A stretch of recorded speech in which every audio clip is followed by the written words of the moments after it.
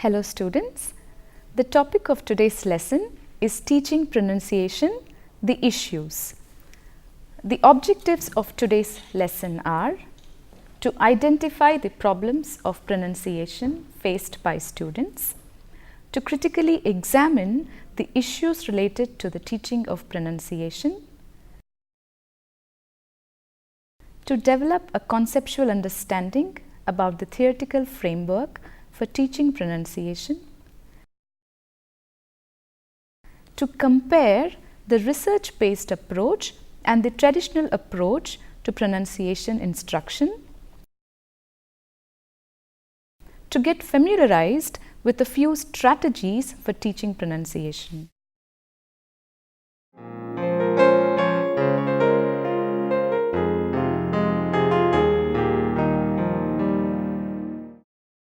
Pronunciation problems faced by non-native learners. So, in order to understand how we want to improve the pronunciation of non-native learners, we need to understand what are the problems that they face. So, if we have an idea of what are the problems, we can think about ways of helping them solve these problems by developing some strategies. We are now familiar with the speech sounds and the classification of sounds based on certain discernible parameters. The sounds that we have discussed in preceding lessons are said to be of standard English accent, which is also known as received pronunciation. Sometimes we abbreviate it as RP. Yes. There is another standard accent known as the General American, abbreviated as GA. So, both these two varieties are predominantly found in our workbooks.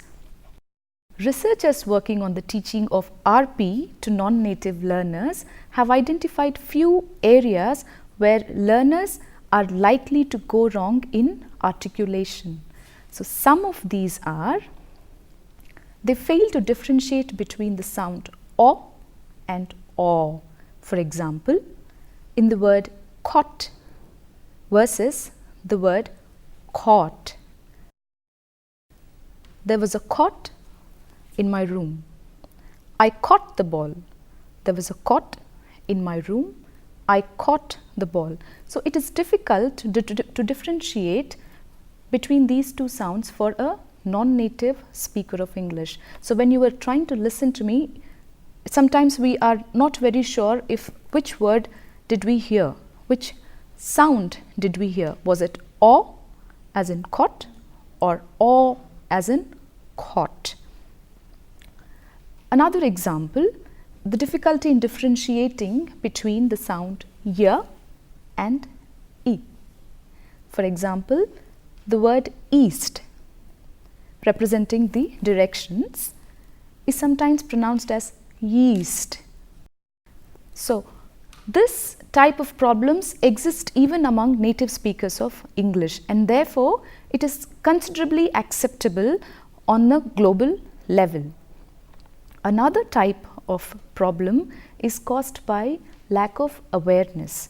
So, students do not know certain features or certain tips of pronunciation, because of which they end up incorrectly articulating a particular sound or a word.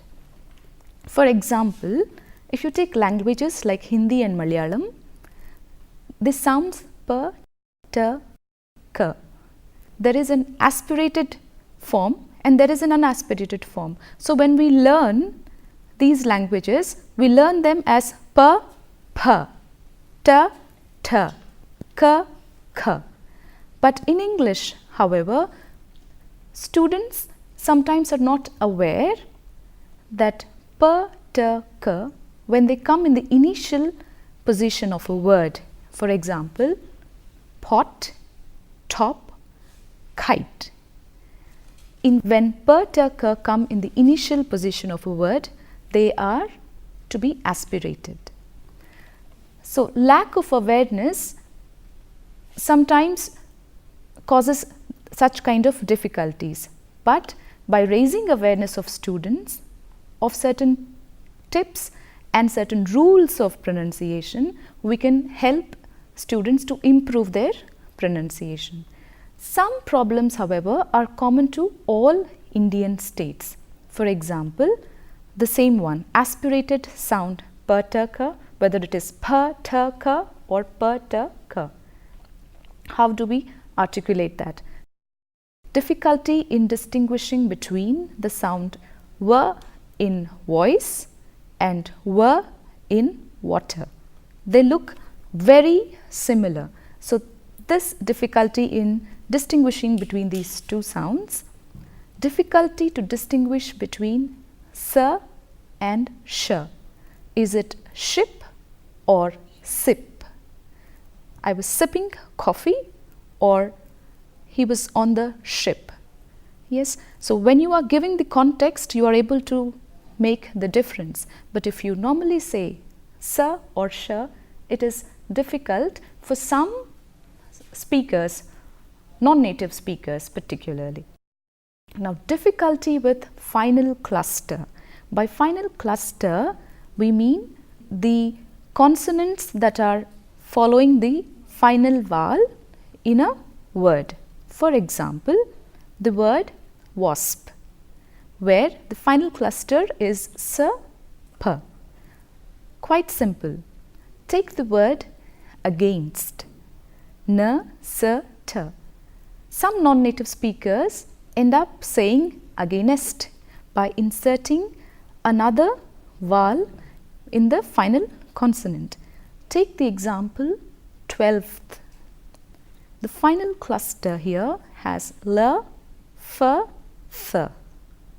So far we have looked at the problems with consonants. If we look at the problem with vowel, the long vowel and the short vowel, is it pull or pool, oo or oo?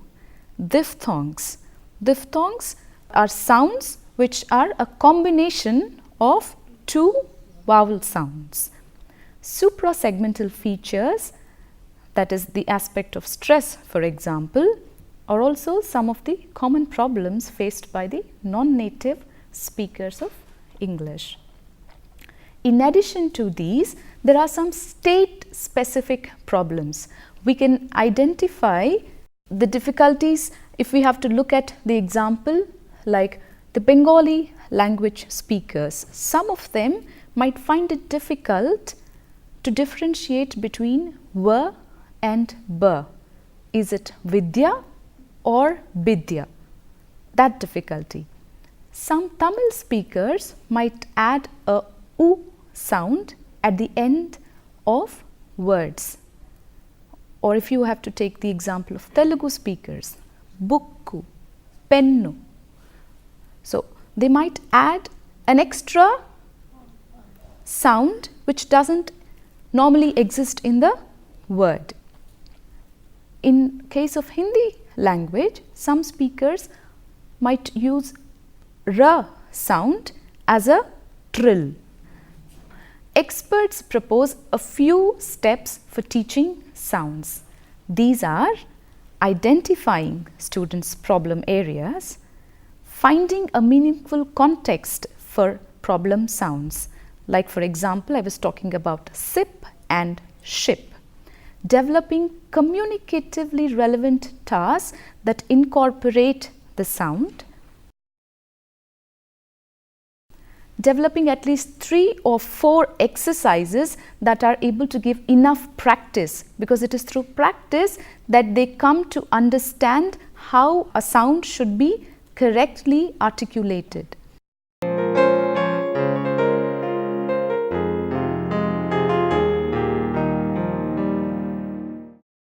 Teaching pronunciation, the problems. Now, how important is pronunciation instruction and how much time should be allotted in the already crowded curriculum are the questions that will land up in controversies. Some teachers might argue that pronunciation is not important at all, but for some others, they find they want to teach pronunciation, but they say we don't know how to teach pronunciation even if they want to. Almost always the teacher in India aims at teaching the RP, received pronunciation. In order to achieve the aim, they go for extensive drilling of sounds and words. We can find a proliferation of materials in print as well as audio and video material that give lessons on discrete sounds. By discrete sounds, I mean individual sounds are being given the focus instead of placing them in a context, placing them in more than the level of a word in a sentence. So, if you are able to contrast that. We were talking about a number of teachers opting to aim at reaching received pronunciation for their learners. However, we will avoid practicing discrete sounds of RP for a number of reasons. In the Indian context, neither the teacher nor the students' vocal organs are habituated to its use. There are several native speakers who produce sounds that deviate from the RP. So, native speakers themselves at times might deviate from the exact correct pronunciation. There are several versions of accepted English pronunciation. Therefore, it is unnecessary for the English teachers to get themselves preoccupied with teaching of RP. Learning the pronunciation of English doesn't mean learning how to pronounce the individual vowels and consonant sounds. The scope of pronunciation is much broader than an inventory of sounds and the description of sounds. It embraces the elements of rhythm and intonation which function in the communication process. Native speakers acquire the nuances of sounds in the language by listening to connected speech and not discrete sounds and words. The features of any given phoneme changes based on its neighboring sounds and where it occurs in the connected speech. In this context, it is worth quoting Pinker.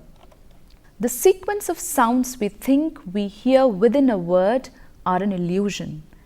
If you were to cut up a tape of someone saying cat, you would not get exact pieces of sound like k, and t. The units called phonemes that correspond roughly to the letters of the alphabet. And if you splice the pieces together in the reverse order, they would be unintelligible. Not tack. Yes, if you were to take the word cat and splice it up, k, t, and if you would put them up together, you would end up with a sound which actually might be unintelligible. As we shall see, information about each component of a word is smeared over the entire word. Pinker says that even speech is an illusion. In the speech sound wave, one word runs into the next seamlessly. There are no little silences between spoken words the way there are white spaces between written words. So, he is pointing out at the absence of the silences, that it doesn't correspond to someone pausing after each word. When in connected speech, you would not give such spaces as you would see in a written form. So, we simply hallucinate word boundaries when we reach the edge of a stretch of sound that matches some entry in our mental dictionary. It is impossible to tell where one word ends and the next begins. Consider, for example, oronyms. These are an interesting example to show what Pinker is talking about. Oronyms are strings of sounds that can be carved into words in two different ways. Let me give you an example. Consider the good can decay many ways versus the good can decay many ways. So, where you identify the word boundary could be completely different. The good can decay many ways versus the good candy came anyways. Let's take another example. The stuffy nose can lead to problems versus the stuff he knows can lead to problems. Another example. Some others I have seen versus some mothers I have seen. Oronyms are often used in songs and nursery rhymes. For example, ice cream, you scream, we all scream for ice cream. Yes, so the word boundary between I, scream, if you were to make it ice cream, is it I screaming or is it ice cream, something which you eat? The point we are trying to make is, if we want to introduce English to the vast Indian population from the earliest levels of learning and teaching, the idea of teaching through RP as a model should be dropped as an unrealistic goal sooner than later. And general Indian English should be made the goal. With the globalization of English language, there are several versions of accepted English pronunciation in the world. In the near future, we might have more versions too. Hence, rendering our preoccupation with RP is unnecessary. We should also bear in mind that by giving learners practice in discrete sounds and words is not going to help them improve their pronunciation in or spoken English for that matter. It is in this backdrop that we have to discuss the various strategies and techniques for helping learners to acquire the subtle features of spoken English.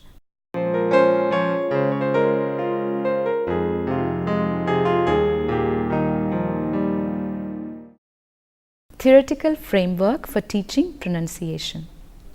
The discussion in the preceding sessions calls for conceptualizing a theoretical paradigm for teaching pronunciation. The comparison of a research-based approach and traditional approach for pronunciation, as discussed in Sarsella and Oxford 1994, will be helpful for us to move forward in this direction. They have identified 7 major changes that would be necessary to move away from the traditional models of teaching pronunciation. They are: change number 1, from a language learning perspective of outside in to one of inside out. That is, a new concept where language acquisition views learner as the active prime mover in the learning process.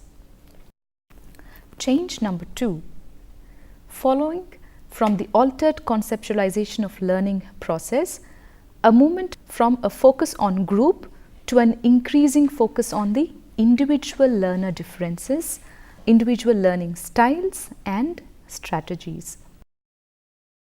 Change number 3, from a focus on language as simply a formal system to a focus on language as both formal and functional system, and one that exists to satisfy the communicative needs of its users. Change number 4, from linguistic preoccupation with sentence level grammar to a widening interest in semantics, pragmatics, discourse and speech act theory. Change number 5, from an instructional focus on linguistic form and correct usage to one on function and communicatively appropriate use. Change number 6, from an orientation of linguistic competence to one of communicative competence. Change number 7, from a global competence concept to a set of detailed competency specifications and the introduction of a specifically useful model that brings together a number of viewpoints in one linguistically oriented and pedagogically useful framework that takes care of A. Grammatical competence, B. Socio-linguistic competence, C. Discourse competence, and D. Strategic competence. These developments have led to a wide variety of changes in virtually all aspects of ESL and EFL teaching, including the area of pronunciation. For example, we can no longer consider pronunciation to be taught as a set of rules that someone has to memorize and use. Instead, we can look at it as a part of the overall system of communication. So, if communication is an overall system, you are trying to look at pronunciation as a part of it, not as something which you have to learn separately as rules that you have to keep in your mind when you are using language. It can be seen that the overall theoretical framework proposed by Sarsella and Oxford is quite compatible with the theoretical assumptions of discourse-oriented pedagogy. But some of the specifications have to be spelt out, have to be made more clear. Consider, for example, the shift from a learning perspective of outside in to one of inside out. This is implied in conceptualizing of language as an innate system. It also implies non-conscious process of language acquisition. If you look at change number 2, which was addressing individual learner differences and individual learning styles and strategies, this is taken care of by developing learning activities that facilitate multiple intelligences. Now, the crux of the shift implied in changes number 3 to 7, the emphasis there was communicative competence. Changes 4 and 7 also suggest a move from a mere linguistic formal competence to socio-linguistic, discourse and strategic competence. Discourse-oriented pedagogy addresses these areas by defining academic standards in terms of linguistic and discourse-related features of various discourses that are targeted at each level of learning. The modular mode of classroom transaction is meant to achieve standards. Discourse level of treatment of language in terms of both at the input and output levels takes care of the harmonious blending of formal and functional aspects of language. It also covers the areas of pragmatics, semantics and speech acts. Now, teaching pronunciation should be done in a meaningful and motivating way. As good pronunciation is closely linked with clear oral communication, it is advisable to place students in a meaningful and contextual situation rather than present them with a series of sentences or a series of isolated sentences rather than keeping them in a context or a connected text. In selecting or designing materials, special attention should be paid to those which contain not only sufficient concentration of the sound to be practiced, but short dialogues, pair words. Remember, I was talking about the contrast between words. Is it pull or pool, sip or ship, or other contextual practices as well. Therefore, students become active participants in their pair or group work, applying the phonetic rules they have learned to the actual practice.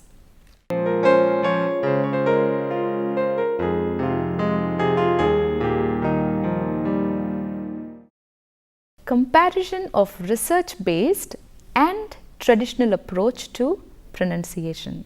So, how have we been teaching pronunciation and what does research tell us on teaching pronunciation? So, the focus of this module will be a comparison. The theoretical framework presented in the preceding session points to the need for changing our perspective on teaching pronunciation. We will have to go for a research-based approach to teaching pronunciation, incorporating the insights available from theoretical linguistics and cognitive psychology. More specifically, we will need to evolve classroom processes that are in conformity with the parameters of the constructivist paradigm. As a prerequisite to this, we will critically examine the highlights of the research-based approach to pronunciation instruction, comparing them with the traditional approach. Such a comparison is available from Sarsella and Oxford. Let us look at Table 1. In research-based approach, the goal is to gain sufficient pronunciation skills so that the quality of pronunciation will not inhibit communication. In the traditional approach, however, the goal of instruction is to acquire native-like pronunciation. In research-based approach, instead of putting the emphasis on sounds, teachers who follow research-based approach concentrate on stress and intonation. In the traditional approach, however, the primary emphasis is on teaching sounds. In research-based approach, the emphasis of instruction is on teaching pronunciation communicatively. In the traditional approach, sound segments are taught non-communicatively through drills of isolated words. In research-based approach, teachers provide students with phonetic descriptions only when they are helpful to students in tutorials. In the traditional approach, phonetic descriptions make a primary component. In research-based approach, the student's motivation is seen as central to successful language instruction. The student plays a primary role in improving pronunciation. Self-monitoring skills and awareness strategies are taught. In the traditional approach, students do not take responsibility for improving their own pronunciation. In research-based approach, affect is critical in pronunciation instruction.